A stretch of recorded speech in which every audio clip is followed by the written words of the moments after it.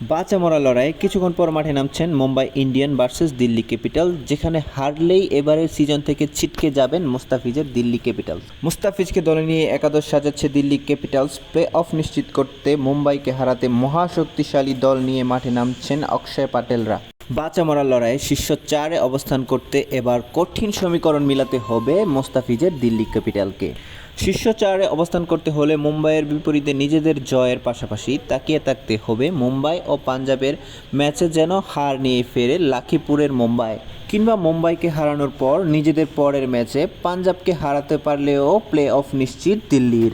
এমন কঠিন সমীকরণ মিলিয়ে নিজেদের বাঁচা মরার লড়াইয়ে সর্বোচ্চ শক্তির একাদশ নিয়ে মাঠে নামবেন দিল্লি ক্যাপিটাল।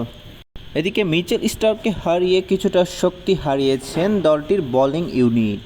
তাছাড়াও ওয়ানপুর স্টেডিয়াম বরাবরই রান প্রসবা, তাই কাজের কাজ করতে হবে দলটির বোলিং ইউনিট, যেখানে নেতৃত্ব দিবেন বাংলার টাইগার কার্টার মাস্টার। সবশেষ ম্যাচেও দলের বোলারদের মধ্যে সবচেয়ে কম খরচে ছিলেন তিনি। তবে মুস্তাফিজের সাথে আর কারা থাকছেন দিল্লির সেরা একাদশে, এই নিয়ে প্রশ্নের কোনো শেষ নেই বাংলার ক্রিকেট প্রেমীদের।